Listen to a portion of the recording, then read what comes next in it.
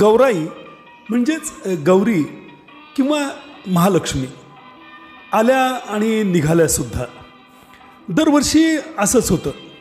अर्थात फक्त गौराईच्या बाबतीतच असं होतं असं नाही, प्रत्येक सणाच्या बाबतीत असं होतं की आले आले म्हणस्तोर हे सण निघून जातात.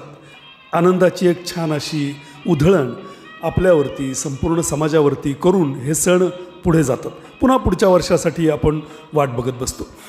गौराईचं सुद्धा आज जरी वयोमानानुसार ते आकर्षण कमी झालं असलं तरी लहानपणी मात्र गौराईचे दिवस प्रचंड आकर्षणाचे असायचे. म्हणजे गणपती बाप्पा आले की तिथून वेध लागायचे ते गौराईचे, महालक्ष्मीचे. याचं कारण लहानपणी असं असायचं की त्यानिमित्तानं घरामध्ये जे छत घातलं जायचं, ज्याला आपण आरास वगैरे म्हणतो, त्याची प्रचंड सुंदर असं एक देखावा घरामध्ये तयार व्हायचा.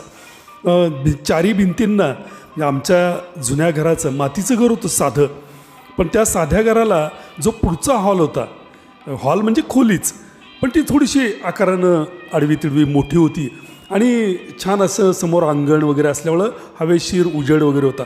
तिला जेव्हा रात्रभर जागून त्या आदल्या दिवशी माझ्या घरचे आई आणि आजी मिळून मदतनीस घेऊन एक छत छान असं पडद्यांचं साड्यांचं वगैरे जोडून करायचे आणि ते लावल्यानंतर तो हॉल जो सुशोभित दिसायचा, प्रसन्न दिसायचा, एक नव्या घरामध्ये आपण राहायला आलो आहे का काय असं वाटायचं. अतिशय सुंदर. आणि मग संध्याकाळपासून ही सगळी लगबग सुरू व्हायची. लक्ष्मीची पावलं, कुंकाची हळदीची उमटवणं इथपासूनचा तो जो सगळा भाग असायचा तो नयनरम्य बघत राहावा असा असायचा. एकतर गणेशोत्सवामुळं वातावरण प्रचंड प्रसन्न झालेलं असायचं. त्यात संध्याकाळची ती मावळतीची उनं घरोघरी, म्हणजे आम्ही ज्या जुन्या घरी राहायचो तिथं तर सडा रांगोळ्या वगैरे अशा प्रत्येक दारामध्ये असायच्या. मीही उत्साहानं दारामध्ये रांगोळी वगैरे काढायला आईला मदत करायचो. आणि मला आठवतं पितळी एक असं नळकांड होतं, त्यामध्ये रांगोळी भरून त्याला तार जोडलेली होती. मी असं ओढत फिरायचो आणि दारामध्ये पूर्ण रस्ताभर असा एक मोठा चौकोन आणि मध्ये वेगवेगळी फुलं वगैरे काढून दार सजवायचा प्रयत्न करायचो. घरामध्ये मग बाकीची अर्थात छत वगैरे घालण्याच्या कामात काही मला जमायचं नाही विशेष, ते काम घरची मोठी माणसंच करायची. आणि मी मात्र ते बघणं किंवा याहीपेक्षा महत्त्वाचं माझ्यासाठी असायचं ते महालक्ष्मीच्या निमित्तानं आमच्या घरातली 2 मोठी कपाटं जी उघडली जायची, ती कपाटं खेळण्याने भरलेली असायची.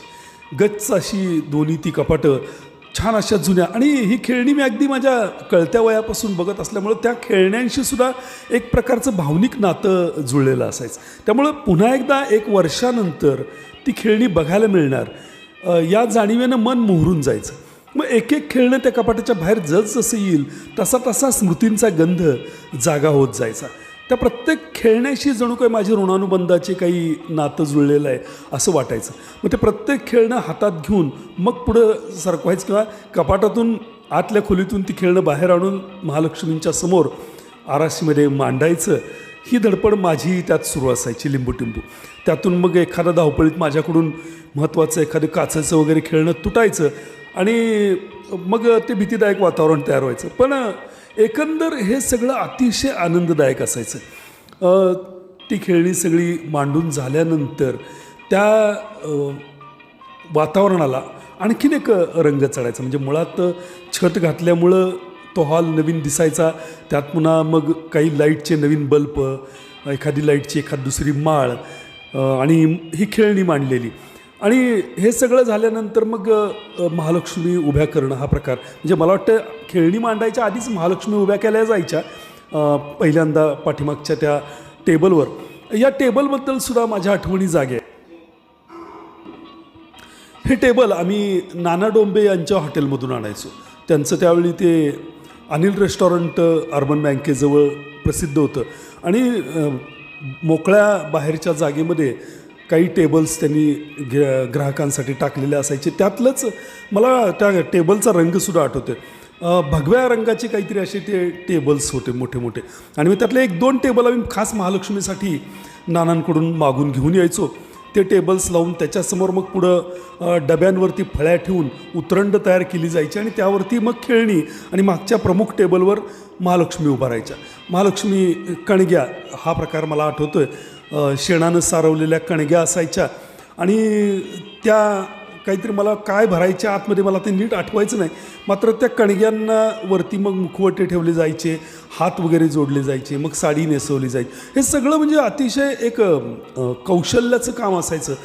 हे सगळं करून झाल्यावर मग त्या महालक्ष्मींचे दागदागिने त्यांच्या अंगावरती घातले जायचे आणि असा एक फील यायचा किंवा त्याला भास म्हणूयात की कुणीतरी 2 स्त्रिया महालक्ष्मीच्या रूपामध्ये आपल्या घरामध्ये नाव्यानं 2-3 दिवसाचा पाहुणा म्हणून आलेले आहेत.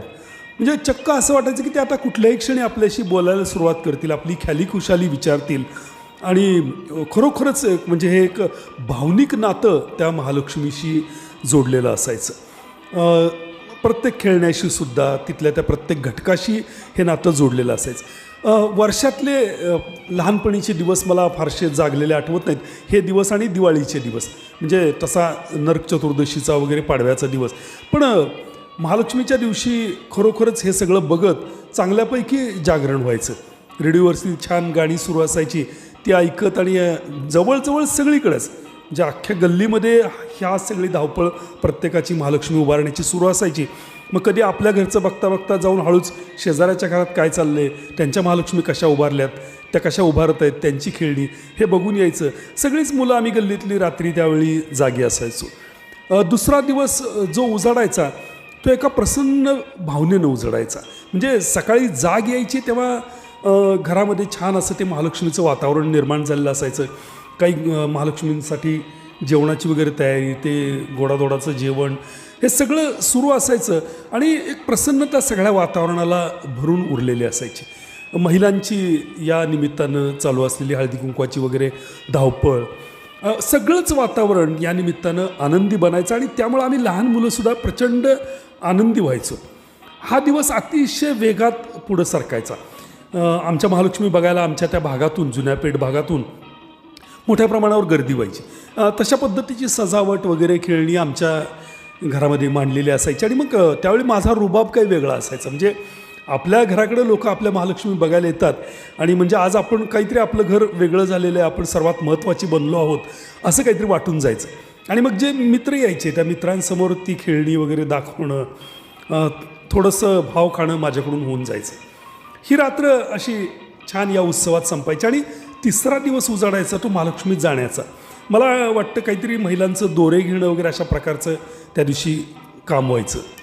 दिवसभर हे सगळे सोपस्कार महिलांचे पार पडायचे आणि संध्याकाळच्या वेळेला पुन्हा एकदा वेध लागायची की आज हे सगळं उतरवलं जाणार. मन खट्टू व्हायचं. मी घरच्यांकडे विनवणी करायची की अजून 1-2 दिवस ठेवूयात, काय हरकत नाही, पण देवदेवाचं कार्य असं ठेवता येत नाही म्हणून काढावंच लागणार असं मला सांगितलं जायचं.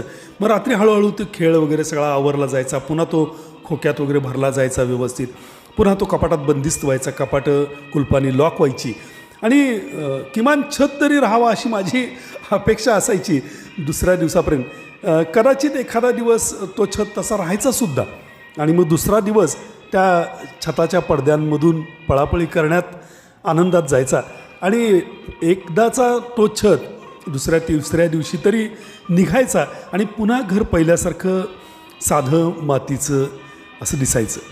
काहीतरी हरवलं आहे आपल्या आयुष्यातून असं वाटायचं. आणि मग आता हे सगळं पुन्हा पुढच्या वर्षीच्या गणेशोत्सवाच्या महालक्ष्मीच्या दिवसात अनुभवायला मिळणार म्हणून मन पुन्हा मग भविष्याची वाट पाहत राहायचं.